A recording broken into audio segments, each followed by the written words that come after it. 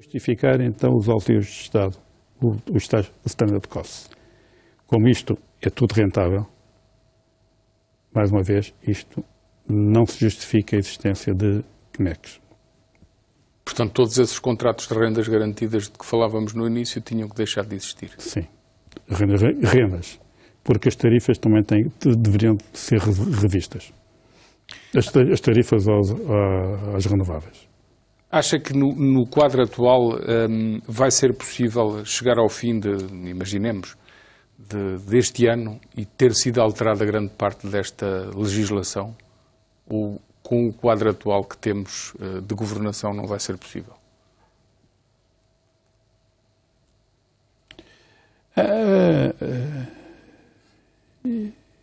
Eu queria acreditar que sim.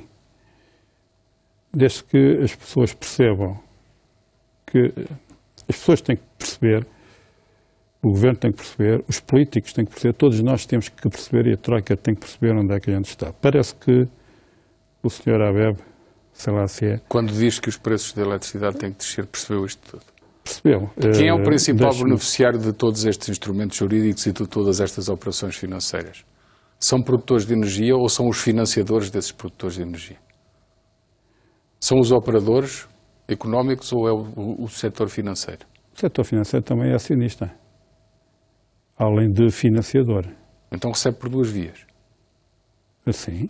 Então pergunto-lhe concretamente, a dificuldade de alterar estes contratos tem a ver com o setor financeiro? Com certeza que sim. São eles que fazem a maior pressão para não ser revisto? E na minha opinião isso é que assustou a privatização da São eles que fazem a maior EDP. pressão para não ser revisto? Não tenho muitas dúvidas. São eles que impedem que sejam alterados os contratos de rendas garantidas? Não tenho... Tenho uma grande suspeita sobre isso. Não Estamos a falar dúvidas. dos principais bancos do país. E não só. E lá fora também, com certeza. E o povo português está sujeito a estas pressões e a estas resistências, pagando uma austeridade brutal, enquanto estes contratos não são cortados.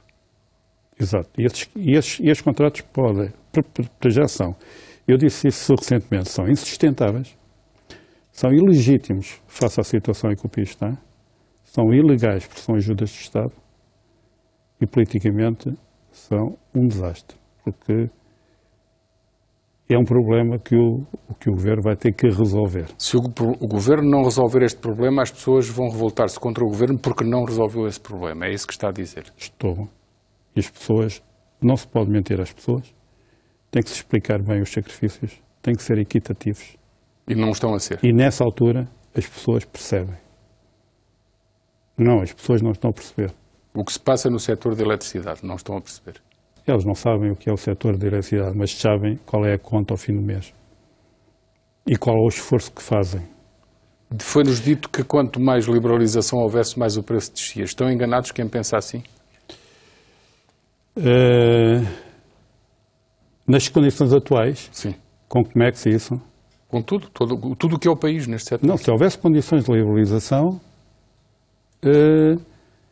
as pessoas tinham razão. Não há condições de liberalização. Diga-me se estou errado quando eu digo, face ao universo que herdamos, à arquitetura toda que herdamos neste setor, face ao país que temos, face ao facto de ser um mercado pequeno, essa liberalização, fazendo entrar mais operadores no mercado e deixando-os fixar o preço... Não entram mais operadores. Mas imagino que entravam. Não, e deixando-os fixar o preço, deixe-me só concluir assim para ver se está de acordo. Deixando-os fixar eles próprios o preço, acha que iriam baixar ou, pelo contrário, o melhor é o Estado assumir que tem que tabelar o preço e dizer, meus senhores, acima de determinado limite, que é a média europeia, não podem vender. Sem déficit tarifário. Não acha que isto seria o melhor? Eu gostaria mais de liberalização mesmo e criar condições. O que quer dizer que todos os operadores deviam ter rentabilidade adequada. Se tivessem rentabilidade adequada, havia condições para competirem. Agora, com contratos em que têm margens enormes em cima, podem fazer o que quiserem em baixo. Aliás, a gente vê pelas contas, para essas contas destes quadros, em que toda a atividade liberalizada e de domínio de mercado, etc., é negativa. A rentabilidade é negativa. À custa de quê? Dos outros negócios que estão protegidos. Portanto, nunca haverá liberalização enquanto isto existir. quando houver um operador que domina toda a produção, que tem contratos com grandes margens e que estão garantidos por muitos anos, como é que quer que haja a concorrência? Ainda que a concorrência seja ibérica. Mas peço-lhe que seja breve para concluirmos, estamos mesmo no fim. Não, há um documento de 2004 da análise do tal decreto-lei feito pela ERSE, em que as conclusões são extremamente claras. Nomeadamente, diz que inviabiliza a sobrevivência dos fornecedores que atuam num mercado liberalizado e promove a passagem de clientes não vinculados, dificultando a manutenção e desenvolvimento da liberalização do setor elétrico. E mais, portanto, houve aqui manipulação, nomeadamente das tarifas. Nos primeiros anos a seguir, a 2007, baixaram as tarifas artificialmente e agora estamos a pagar isso tudo. Baixaram artificialmente? Baixaram. É o operador que diz, em 2004, 3 anos antes. Portanto, na sua opinião, tudo isto que tem que ser mudado e rapidamente? Para bem de todos nós. Engenheiro Henrique Gomes. E temos que ajudar o Ministério da Economia a governar. Engenheiro Henrique Gomes, infelizmente o nosso tempo chegou ao fim, muito mais haveria a falar, certamente que teremos oportunidades em breve, porque este assunto é demasiado importante para o deixarmos só por aqui, certamente que voltaremos a falar.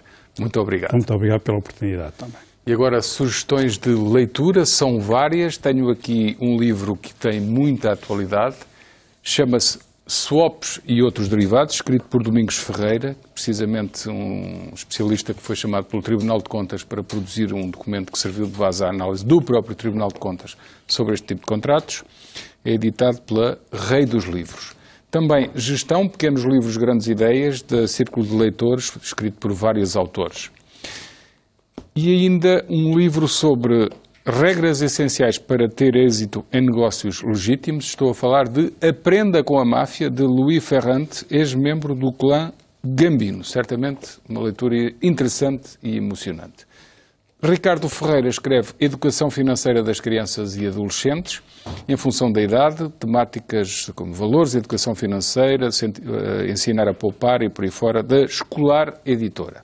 Depois, Crack, Fez a Europa em 2013, um livro de Ricardo Nobre, uma edição certamente útil e interessante para perceber o que aconteceu a esta comunidade europeia.